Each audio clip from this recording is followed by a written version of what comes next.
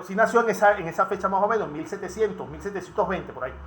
Entonces, fue un filósofo alemán que fue considerado uno de los pensadores más influyentes, por supuesto, de lo que se conoce como la era moderna. Y uno de los fundadores de qué cosa? De lo que conocemos hoy en día como la filosofía contemporánea. Reconocido por muchísimos trabajos. Por ejemplo, por este mismo tema que estamos tratando ahorita. Fue reconocido por el concepto del imperativo categórico, por la teoría del idealismo trascendental, y por muchísimas obras, crítica de la razón pura, crítica de la razón práctica, crítica del juicio. Verdaderamente fue muy ilustrado en ese tema. Insisto, en la carrera lo van a seguir viendo. En muchas ocasiones lo van a mencionar, porque es una fuente indispensable para abarcar los vericuetos del pensamiento. De tal manera entonces que se ha hablado de la norma técnica. En ese sentido, él hablaba de la norma técnica, Immanuel Kant, como perteneciente a qué cosa? Perteneciente al mandato imperativo. Sin embargo, según se puede estudiar en la obra, por ejemplo, de Filosofía del Derecho, de un profesor que sí lo tengo anotado aquí, Eduardo García, que es prácticamente una Biblia aparte que por lo menos yo consulto mucho, se llama Filosofía del Derecho, de Eduardo García M. Indica que tal norma no es un verdadero imperativo. Y entonces podemos analizar sucintamente por qué. Él analiza que la norma técnica va a ser un requisito indispensable ¿para qué cosa? Para lograr un fin. Por ejemplo, para que se me entienda y no los llene tanto de palabras, sino que vayamos al tiempo. Recuerden que estamos hablando de lógica, pensamiento lógico, y es necesario que de repente volvamos a escuchar el audio para más o menos hilvanar la idea. Hay otras personas que sí siguen el hilo de la conversación y no se les dificulta absolutamente nada el proceso. Victoria, discúlpame la distracción, no te di la bienvenida. Victoria, bienvenida a nuestra clase. Me disculpo de verdad por eso. Bienvenida, Victoria. Gracias, profe, tranquilo. Bueno, entonces continuamos. Entonces, pongamos un ejemplo sencillo. Por ejemplo, si yo deseo ser abogado y entonces debo estudiar en una universidad, lógicamente. Entonces, aparentemente esta palabra debo o debes está bien utilizada. Repito, si yo deseo ser abogado, obviamente tengo que matricularme en alguna universidad. O si pongamos un nombre, Juan quiere estudiar derecho, quiere ser abogado, obviamente debe inscribirse en alguna universidad. Entonces esa palabra debe está bien utilizada. Pero si nos vamos a un análisis mucho más profundo, nos vamos a poder dar cuenta de lo contrario.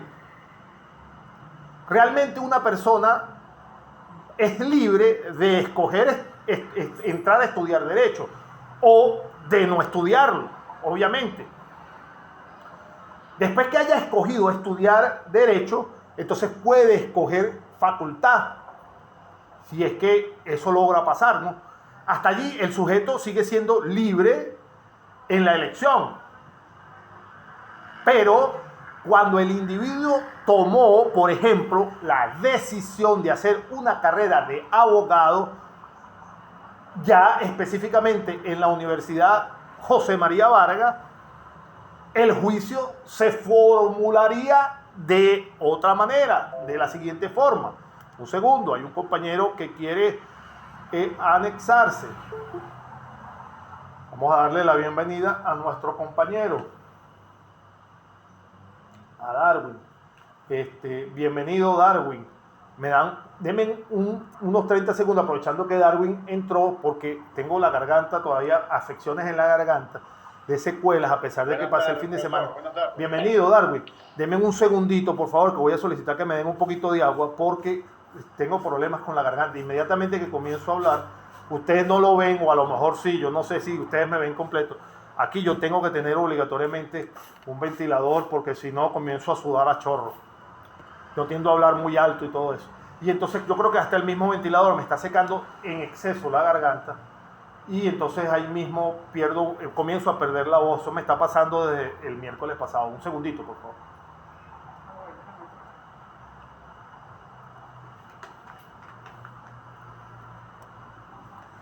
Disculpen entonces esta digregación.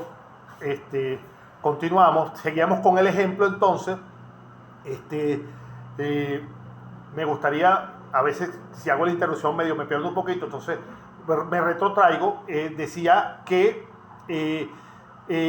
poniendo el ejemplo de la norma técnica, que iba a ser un requisito obviamente indispensable para lograr un fin, y entonces yo le decía que en la parte imperativa podíamos poner un ejemplo clásico que hablaba este magnífico profesor en su libro de Derecho, de la filosofía del derecho, Eduardo García M.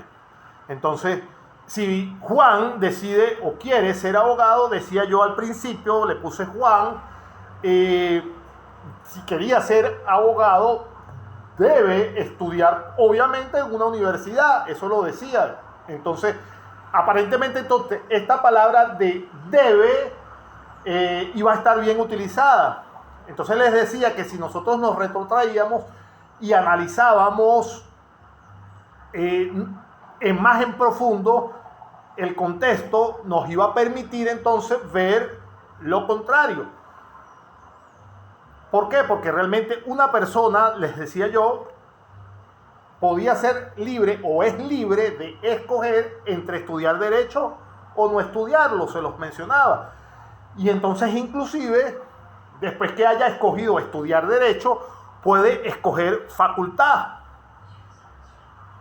Hasta allí el sujeto sigue siendo libre en cuanto a la elección, pero cuando el individuo tomó, por ejemplo, la decisión de hacer carrera de abogado, ya en la universidad, el individuo llamado Juan, ya en la Universidad José María Vargas, el juicio se va a formular de una manera distinta.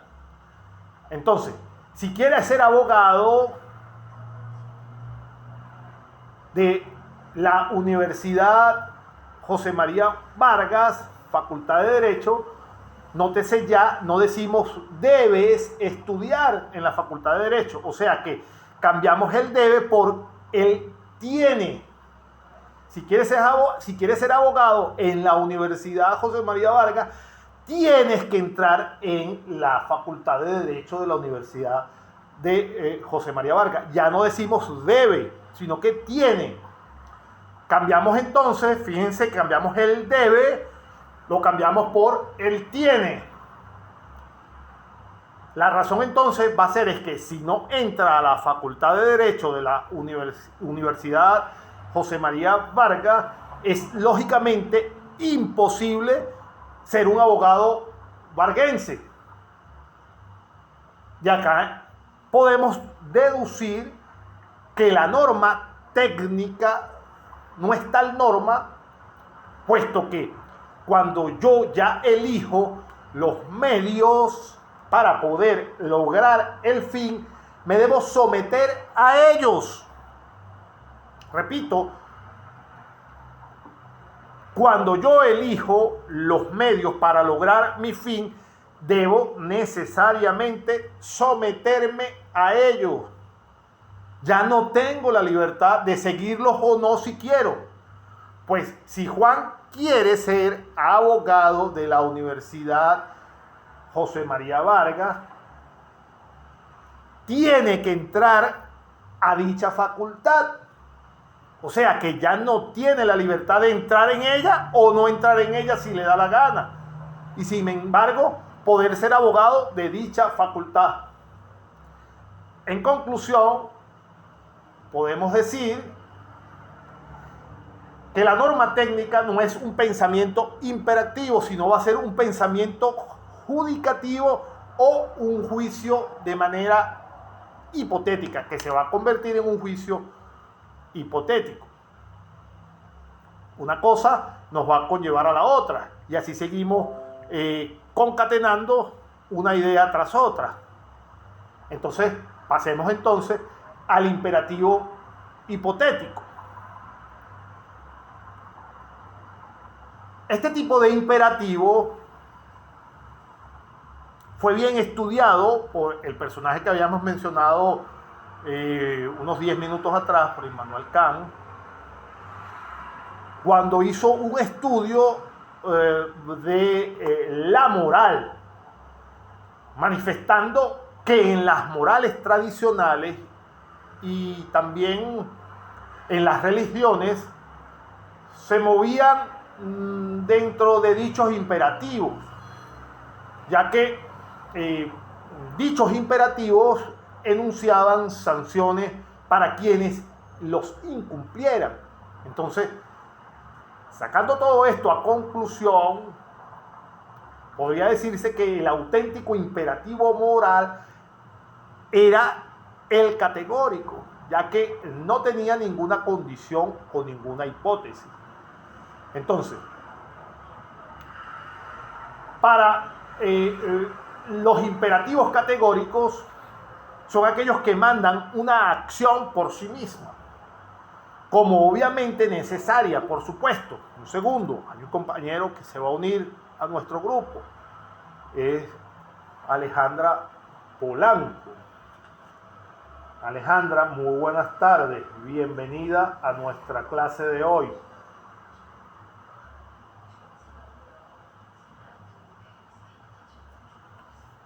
Bienvenida.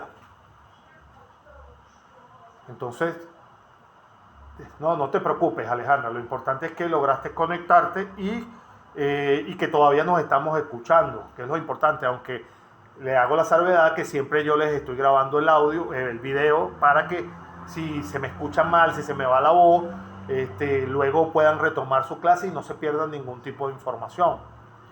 Entonces, no me gusta ni siquiera hacer mucha pausa, porque mientras me estén escuchando para mí es fabuloso, es mucho mejor y más refrescante, más edificante que los alumnos escuchen a uno directamente. Cualquier pregunta que ustedes quieran hacer la pueden hacer, pero que me escuchen. Esto es a veces traumático cuando a uno no lo escucha, a pesar de que el audio yo sé que sí se escucha perfectamente. Por eso es que uno tal vez se tranquiliza, porque uno sabe que la información sí va a llegar, porque el audio no es de perfecta 100% calidad, pero sí, el audio sí se escucha perfectamente.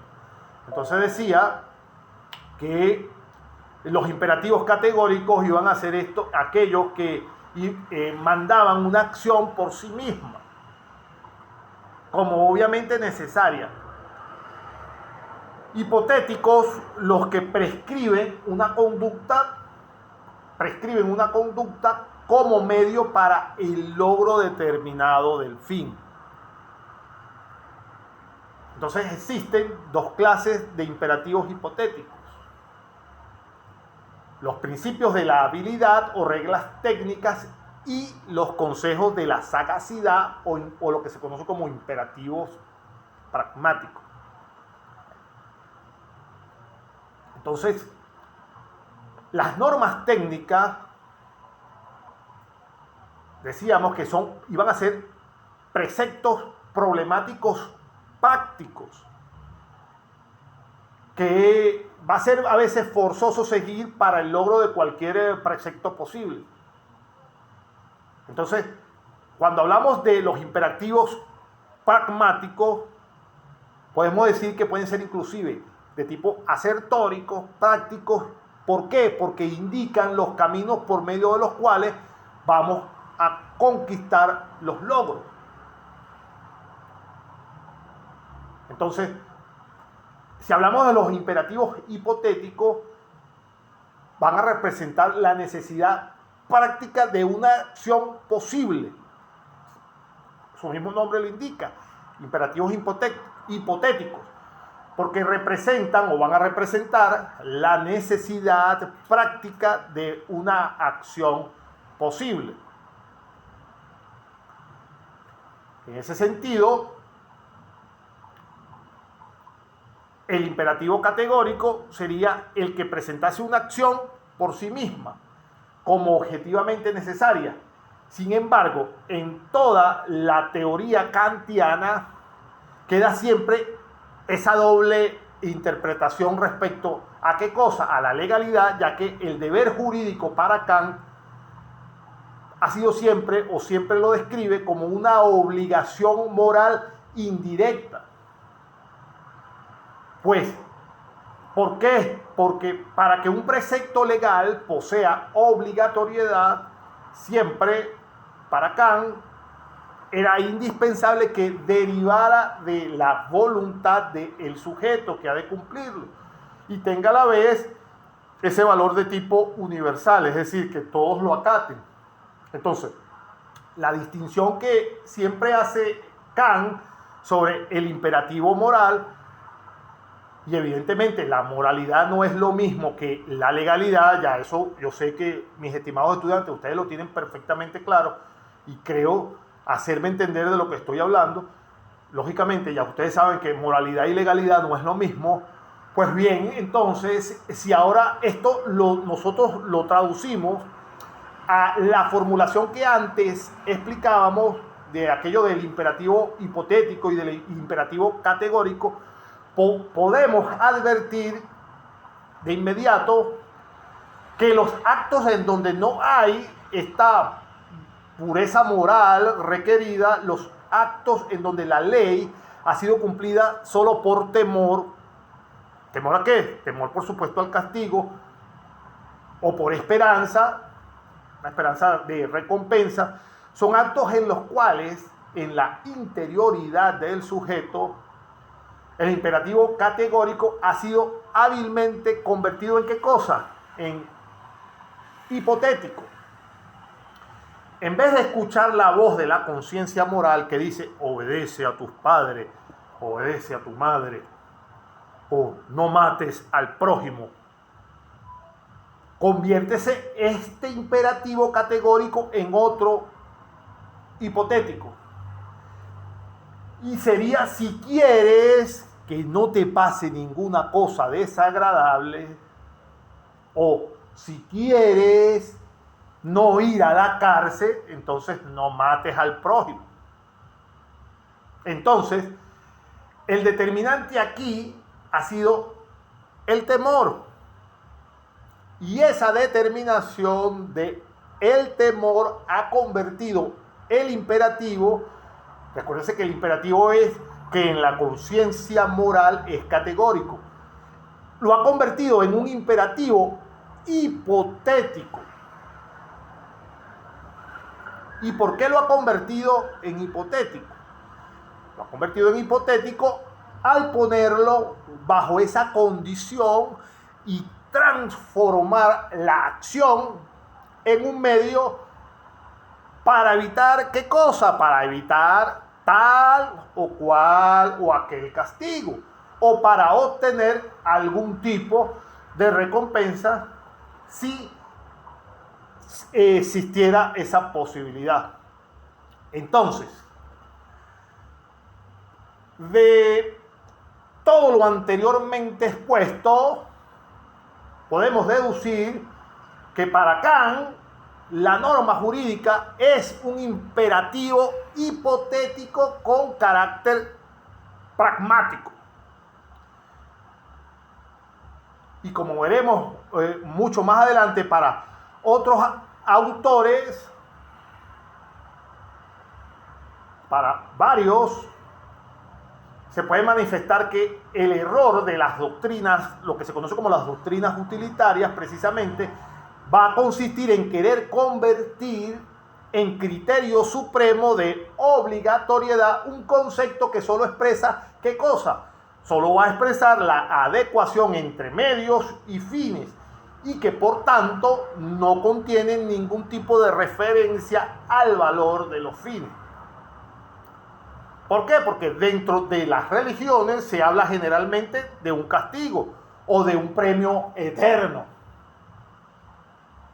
La esperanza eterna de llegar al nirvana, o en otras religiones al cielo, al paraíso prometido.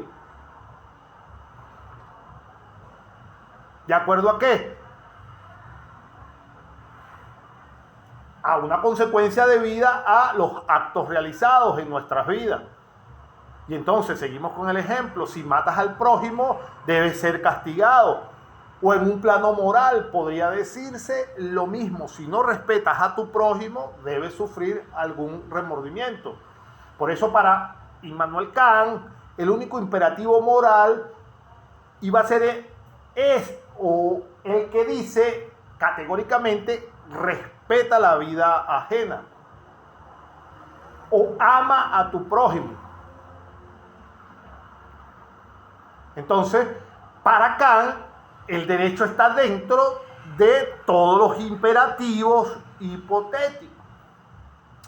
Ahora bien, si mencionamos a otro pensador importante, a Hans Kelsen, y aquí hago un pequeño breve de la disertación, un segundo, primero para hacer una pequeña pregunta, para comprobar si aún me están escuchando. ¿Tienen conocimiento quién es Hans Kelsen? Lo deben haber visto en varias materias. Pero si alguien tiene duda y no sabe quién es Hans Kelsen o no se recuerda, por favor hágamela saber. Por favor, ¿alguien tiene duda de quién es Hans Kelsen? Por favor, cualquiera. Profesor, buenas, creo que es un economista. Ajá. Ok, ¿alguien más? Gracias, Darwin. ¿Alguien más? Es decir, primero me satisface porque sé que todavía me escuchan, todavía me están escuchando. ¿Alguno más quiere aportar algo? No. Bueno, está bien. Gracias, Darwin. Fue un filósofo del derecho, dice Winifred. Gracias, Winifred. Por supuesto. Aprovechamos este